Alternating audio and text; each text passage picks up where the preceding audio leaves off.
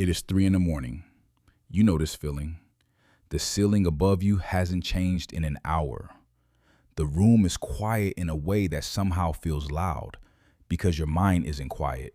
It is running, going back over the conversation you had, the email you haven't answered, the thing you said 3 years ago that you still can't let go of, the thing you're afraid of, the thing that feels at 3 in the morning like it will never resolve. You are not the first person to lie awake in the dark. There is a man in this story, we will get to him later, who fell asleep in a place so dangerous, so final, that the people who loved him were awake and praying through the night on his behalf. He was sleeping between two soldiers, with chains on his wrists and an execution scheduled for the morning. And he was so completely, peacefully asleep that when rescue came, something supernatural had to physically strike him on the side to wake him up. His name was Peter. And by the end of tonight, I want you to understand how he did that. But before we get to Peter, I want to take you somewhere else, somewhere older. This is not a video about sleep hygiene. This is not a breathing technique or a meditation exercise. This is not a collection of relaxing words to play in the background while you drift off. This is something different. This is a look at what the Bible actually says about rest, about the specific, ancient, deeply personal claim that the God who made the universe has been meeting people in the dark for thousands of years, and that he has not stopped. The night is not outside his reach. Your 3 a.m. is not outside his reach. Stay with me. There is a word in Hebrew, shalom. Most people translate it as peace, but that translation is thin. Shalom means wholeness. It means nothing broken, nothing missing. It is the word that ancient writers reached for when they tried to describe what it felt like when God showed up. Not a feeling of calm exactly, but the sense that you are held by something larger than your own ability to hold on. Shalom is what the shepherds in the fields heard announced on the night of the Nativity. Shalom is what Jesus breathed over terrified disciples in a locked room after the resurrection. And shalom, this wholeness, this nothing broken rest, is what Scripture keeps returning to in the context of sleep. Not the absence of trouble, not the resolution of problems, something else entirely, something given. Let's start with David. You probably know David as the giant killer, the king, the man after God's own heart. But the David who wrote the words, "In peace I will lie down and sleep," that David was not sitting in a palace. He was not in a comfortable room with guards at the door. He was hiding. His own son, Absalom, his own flesh, the child he had loved, had staged a coup and taken Jerusalem. David had fled the city on foot, weeping, covered. With loyal servants and terrified family members streaming out behind him, he was the most powerful man in Israel, and he was a fugitive. People were throwing rocks at him in the streets. His friends were deciding which side to stand on.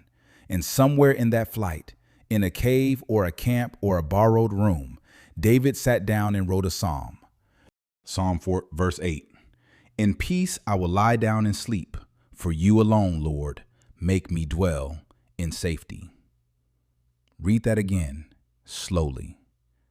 In peace, lie down, sleep. Not I have resolved the political situation. Not I have secured a safe location. Not I have figured out how this ends. Just, in peace, I will lie down and I will sleep, because you are the one holding this, not me.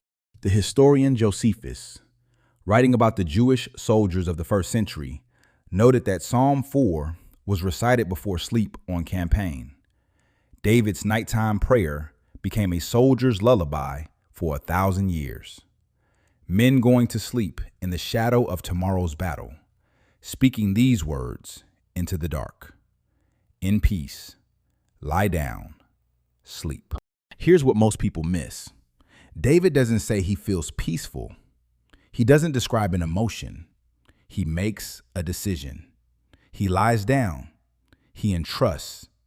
Peace in this moment is not something that arrives before the act of rest. It is something that arrives in it. Now come forward a few centuries. Come to a different man under a very different sky. Elijah had just done the most extraordinary thing of his life. He had called fire down from heaven on Mount Carmel before hundreds of witnesses, broken a 3-year drought with the prayer, and outrun the king's chariot in the power of God. It was the highest moment of his ministry. And within 24 hours, he was running again. Not in triumph this time, but in terror. A woman named Jezebel had sent a message saying she intended to have him killed by morning. And something in Elijah just broke.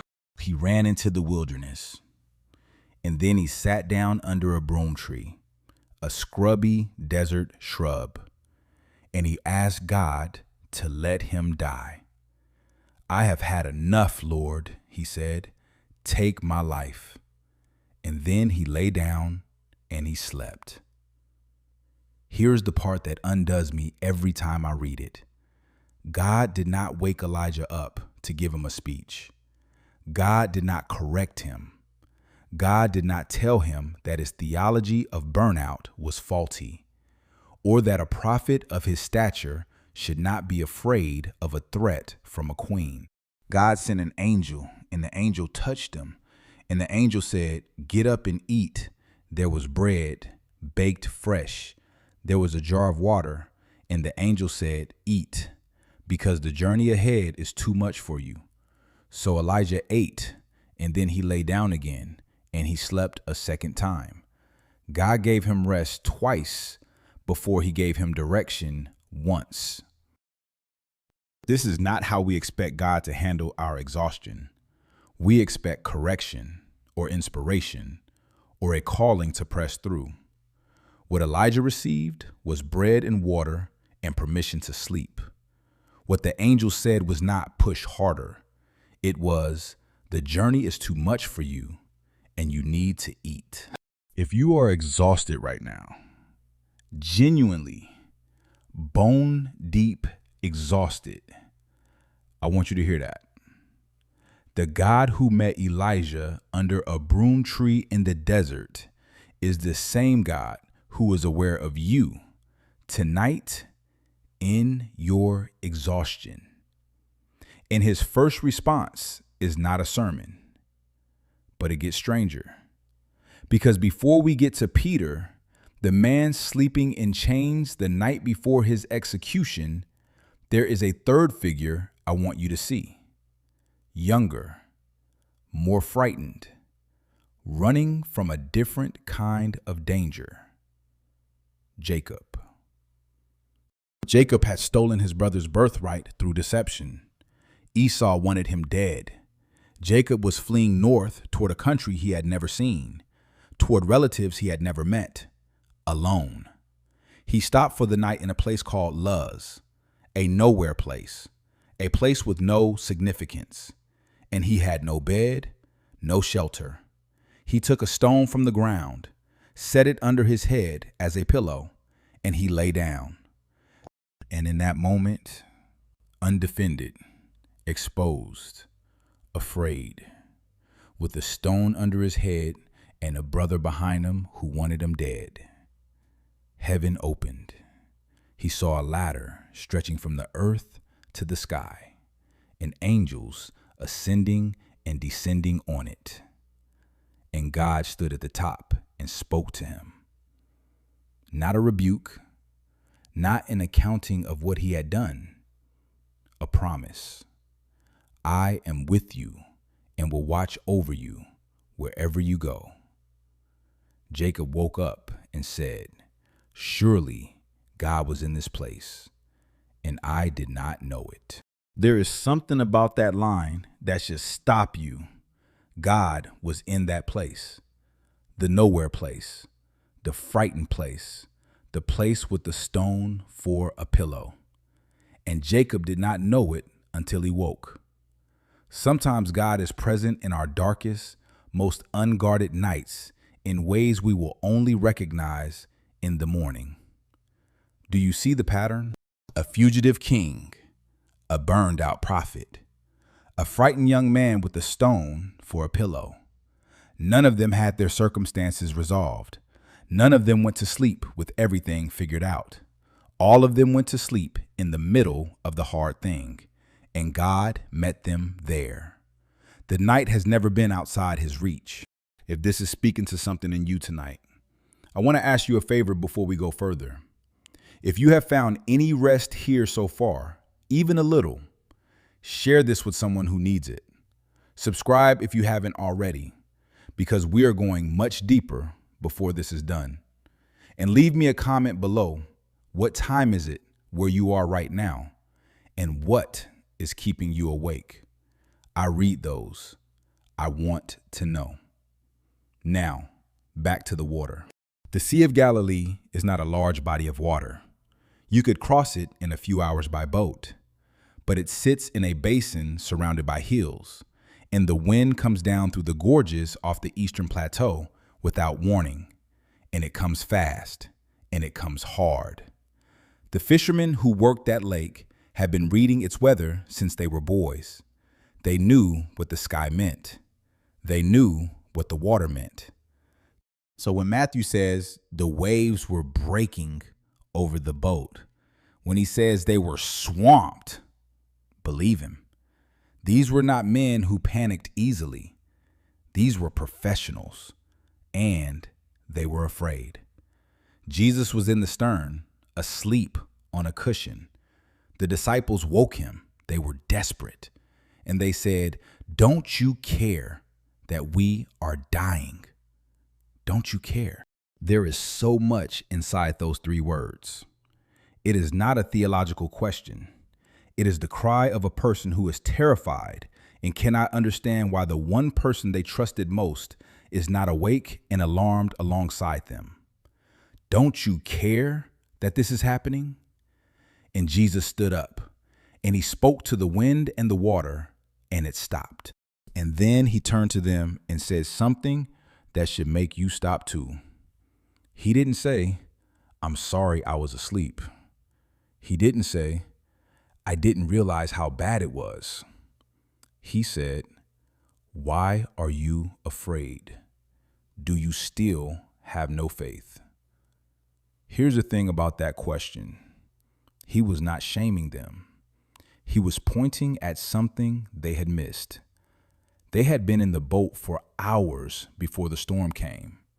They had seen what he was, or they thought they had. And when the waves came, all of that dissolved. But pay attention to this. Jesus was not asleep because he was unaware of the storm. He was asleep because, at some level, that the disciples had not yet reached. The storm was not a reason to stop resting. This is not a story about the absence of danger. It is a story about the presence of something that makes danger endurable. The same Jesus who calmed the sea is in your boat tonight. The storm is real.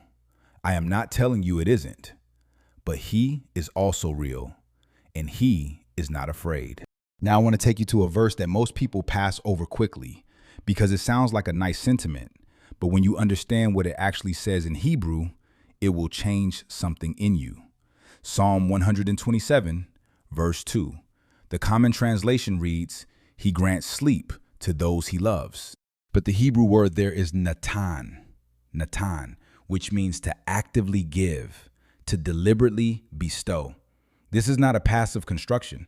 God is not waiting for you to calm down enough to fall asleep. He is not standing at the edge of your anxious thoughts, hoping you'll eventually quiet yourself. He is actively, deliberately, intentionally extending sleep to you as a gift, as an act of love, as something he wants you to have. The verse does not say he grants sleep to those who have earned it. It does not say to those whose problems are resolved. It says to those he loves. And if you are in Christ tonight, you qualify. Here's the part nobody tells you. The word translated loves in that verse carries the weight of deep, chosen, covenant affection. This is not casual goodwill. This is the love that drove the incarnation, that held on through Gethsemane, that outlasted the grave. The same love extended toward you tonight in the form of rest. You are allowed to receive it. Now I want to come back to the man I mentioned at the beginning, Peter. The year is somewhere around 44 AD. King Herod Agrippa has already had James, one of the inner circle, one of the three who was on the mountain when Jesus was transfigured, executed by sword. And it pleased the crowds, so Herod arrested Peter next, during the Passover festival. The plan was public. The date was set. After the Passover, Peter will be brought out, and that would be that. Peter was put in prison. 16 soldiers assigned to guard him in rotating shifts of 4. Chained, both wrists, to soldiers on either side of him. An inner cell, iron gates. And the night before the execution, the church gathered. They prayed. They stayed awake, pressing in, interceding for their friend, for their leader, for the man who had walked on water and denied the Lord and wept bitterly and been restored. They prayed through the night, and Peter slept. Not restless sleep, not frightened, fitful, waking every hour sleep. The text says that when the angel appeared, when the cell filled with light, the angel had to strike Peter on the side to wake him. He was deeply, completely, peacefully asleep, hours before his own execution. I have thought about this so many times. I have tried to put myself in that cell, the chains, the soldiers, the knowledge of what morning will bring, and I cannot imagine it. I cannot imagine closing my eyes, and yet Peter did. And the only explanation I can find is the one he had lived through himself. He had been in a boat in a storm. He had watched Jesus sleep on a cushion while waves broke over the hull. He had heard Jesus say, "Why are you afraid?" He had walked on water toward the same Jesus. And yes, he had sunk. But he had also been caught. He had been restored after the worst failure of his life. He had seen the risen Christ breathe peace over a room full of terrified people. He had lived inside the story long enough to know, deeply, physically, in his body, that the God who holds the night does not let go of the people he loves. And so he slept. There's a verse in Psalm 121 that I want to read to you now, slowly. He who watches over you will not slumber. Indeed, he who watches over Israel will neither slumber nor sleep. The reason you can close your eyes is because he does not. This is not poetry. This is architecture. This is the structural logic of how rest works for people who trust God. You are not the last line of defense. You do not have to solve it tonight, in the dark, by running it through your mind one more time. The God who made the Pleiades and Orion, the constellations you cannot see from your ceiling because of the city lights, but that are there every single night, holding their positions in the dark. He is awake. He is watching. He does not drift. He does not get distracted. He does not fall asleep at the wheel at 3 a.m. You are held right now, wherever you are, whatever is keeping you awake. You are known and held by a God who chose specifically not to sleep so that you could. You know that feeling when you are a child and you fall asleep somewhere that isn't your bed, in the car, at someone else's house, on the floor at a family gathering, and you wake up and you are in your own bed with blankets over you. You don't remember how you got there. You were asleep while someone who loved you carried you home. That is the shape of what Scripture is describing. You were asleep. You did not arrange the journey. Someone who loved you carried you. Tonight, the God of the universe is awake. You do not have to be. 3 things before I let you go. First, God has been meeting people specifically in the dark for thousands of years. Not in spite of the dark, in it. David wrote his nighttime prayer from a cave. Elijah received bread and rest in the wilderness. Jacob saw heaven open with a stone under his head. Jesus calmed a storm in the middle of the night. Peter slept in chains. The nighttime is not a gap in God's presence. It is one of his preferred meeting places. Second, rest is not the absence of trouble. It is the presence of trust. Every person in this story had real problems, real danger, real fear. None of them rested because the circumstances were safe. They rested or were given rest because they were connected to something that holds even when circumstances do not. That is available to you tonight. Not when things get better, now. Third, and I want you to hear this one slowly.